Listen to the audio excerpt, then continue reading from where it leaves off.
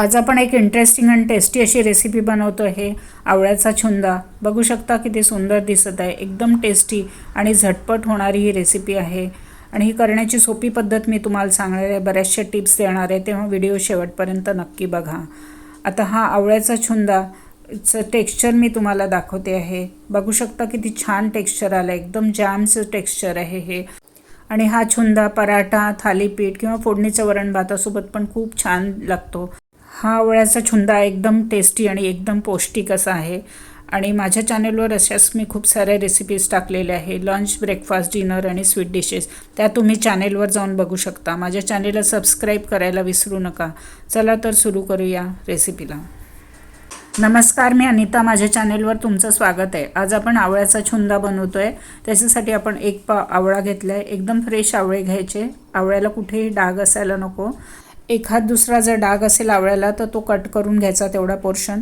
अर्धा इंच अद्रक घेतलेला आहे, आपण किसून घेतलेला आहे. एक पाव आपण गूळ घेतलेला आहे. जेवढा आवळा आहे तेवढाच गूळ घ्यायचं समप्रमाणात. आणि एक लिंबाचा रस घेतलेला आहे आपण. आता आवळे आपण एका भांड्यामध्ये काढून घेतलेले आहे आणि त्याच्यामध्ये पाणी टाकून त्या आवळ्यांना स्वच्छ धुवून घेतो आहे. जर काही कुठे खराब पोर्शन असेल आवळ्याचा तर तो आत्ताच कट करून घ्यायचा. आता आपण गॅसवर एक भांडं ठेवलं आहे आणि त्याच्यामध्ये पाणी बॉईल करायला ठेवलेलं आहे आणि त्याच्यावर एक चाळणी ठेवून घेतलेली आहे. आणि ह्या चाळणीवर आपण आता आवळ्यांना ठेवून त्यांना स्टीम करून घेतो आहे, साधारण 5 ते 7 मिनटं. आपल्याला खूप जास्त त्याला शिजवायचं नाही आहे. 70% आवळे आपण आता ह्याच्यात शिजवून घेतो आहे. आणि आता ह्याला झाकण ठेवून आपण 5 ते 7 मिनटं त्याला व्यवस्थित वाफवून घेतो आहे. महत्त्वाची टीप आहे की आवळे जेव्हा आपण स्टीम करतो किंवा वाफवतो तेव्हा आपल्याला स्टीलचीच भांड्यांचा वापर करायचा, ॲल्युमिनियम, कॉपरच्या भांड्याचा वापर करायचा नाही. तुम्ही नॉनस्टिक भांडे पण इथे वापरू शकता. आता आपण झाकण ठेवून याला 6 मिनटं व्यवस्थित स्टीम करून घेतले आहे. बघू शकता कसे दिसतात आहे आपले आवळे. आता आपण झाकण उघडून बघतो आहे आणि ते शिजले आहे की नाही ते चेक करतो आहे. त्याच्यासाठी आपण चाकू टाकलेला आहे. चाकू जर इझिली जात असेल तर आपले आवळे शिजलेले आहे. आता आपल्या चाकू व्यवस्थित गेलेला आहे, आवळा पण व्यवस्थित शिजलेला आहे. आता आपण ह्याला बाहेर गॅस बंद करतो आहे आणि बाहेर काढून थंड करून घेतो आहे. आता आपला आवळा थंड झालेला आहे.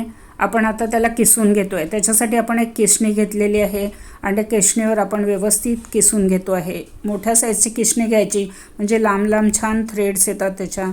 आणि असा आवळा फिरवत सगळीकडनं व्यवस्थित आपण किसून घेतला आहे. त्याची गुठळी आहे ते आता आपण बाजूला ठेवून देतो आहे. आणि आता मी तुम्हाला दाखवते की कशा प्रकारे आपला किस झाला आहे ते. बघू शकता किती छान किस झाला आहे. आपण वाफवून घेतल्यामुळे तो किसायला एकदम सोपा जातो. आता सगळा आवळा आपण व्यवस्थित किसून घेतला आहे. आता आपल्याला छुंदा बनवायचा आहे. त्याच्यासाठी आपण गॅसवर एक भांडं ठेवलेलं आहे आणि त्याच्यामध्ये आपण जो किसलेला आवळा आहे तो सगळा टाकून घेतो आहे. इथे महत्त्वाची टीप आहे की ॲल्युमिनियम किंवा कॉपरचं भांडं घ्यायचं नाही शिजवायला. स्टील किंवा नॉनस्टिक भांड्याचा वापर करायचा. आता याच्यामध्ये आपण 1 पाव गूळ टाकून घेतो आहे. जितका आवळा आहे तितकाच आपण गूळ घेतलेला आहे. हा ऑर्गॅनिक गूळ आहे. गुळाचा रंग जसा असेल तसाच छुंद्याला आपला रंग येणार आहे. हा थोडा डार्क कलरचा गूळ आहे, त्याच्यामुळे थोडा डार्क कलर येईल या छुंद्याला. आणि आता याला व्यवस्थित मिक्स करून घेतो आहे. गॅसची फ्लेम कमी ठेवायची, कमी गॅसवर व्यवस्थित शिजवून घ्यायचं. आता हळूहळू आपला गूळ विरघळायला लागलेला आहे. मिश्रण बघू शकता कसं दिसतं आहे. त्याच्यामध्ये आपण अर्धा इंच अद्रक किसून टाकून घेतो आहे आणि त्याला व्यवस्थित मिक्स करून घेतो आहे. आता त्याच्यामध्ये आपण दालचिनीचे तुकडे टाकून घेतो आहे 2 आणि व्यवस्थित मिक्स करतो आहे. दालचिनीमुळे खूप छान फ्लेवर येतो या छुंद्याला. 5-6 वेलची आपण क्रश करून घेतलेली आहे, कुटून घेतलेली आणि ती टाकून घेतो आहे. 1/2 टीस्पून आपण काळी मिरी पावडर टाकतो आहे, क्रश केलेली आहे ही. याच्याने खूप छान टेस्ट येते. आणि 1 टीस्पून आपण काळं मीठ टाकून घेतलेलं आहे आणि 1 पिंच आपण हिंग टाकत आहे. सगळ्याला आपण व्यवस्थित मिक्स करून घेतो आहे. अर्धा टीस्पून आपण हळदी पावडर टाकतो आहे. 2 टीस्पून आपण लाल मिरची पावडर टाकतो आहे आणि त्याला व्यवस्थित मिक्स करून घेतो आहे आपण. त्याच्यामध्ये आपण अर्धा टीस्पून गरम मसाला टाकलेला आहे आणि व्यवस्थित मिक्स करून घेतो आहे. त्याच्यामध्ये आपण 1 लिंबाचा रस टाकून घेतो आहे. लिंबाच्या रसाने एकदम छान टेस्ट येते. आणि आता याला व्यवस्थित मिक्स करून घेतो आहे आणि कमी गॅसवर शिजवतो आहे. महत्त्वाची टीप आहे की आवळा जेव्हा शिजवतोय आपण तेव्हा ॲल्युमिनियम किंवा कॉपरची भांडी घ्यायची नाही, स्टील किंवा नॉनस्टिक भांड्यांचा वापर करायचा.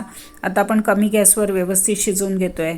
आता त्यातला दालचिनीचा तुकडा आपण काढून घेतो आहे आणि आपला जो छुंदा आहे तो शिजला आहे की नाही ते कसं कळणार, तर जेव्हा आता बघू शकता त्याच्यामध्ये पाणी असं सेपरेट दिसत नाही आहे.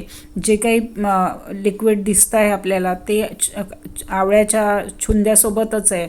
बघा टाकताना बघा मी चमच्यातनं खाली टाकते तेव्हा असं पाणी सेपरेटली असं पडत नाही आहे, त्याच्यासोबत पडतं आहे. असं झालं म्हणजे आपलं व्यवस्थित शिजलं आहे, कारण थंड झाल्यावर हे अजून घट्ट येणार आहे. तेव्हा याच कन्सिस्टन्सीवर आपण गॅस बंद करतो आहे. आपला आवळ्याचा छुंदा तयार झालेला आहे. थंड झाल्यावर जामसारखा होणार. आता आपण त्याला 1 ते 1.5 तास थंड करून घेतो आहे आणि नंतर स्वच्छ बरणीत भरून घेतो आहे.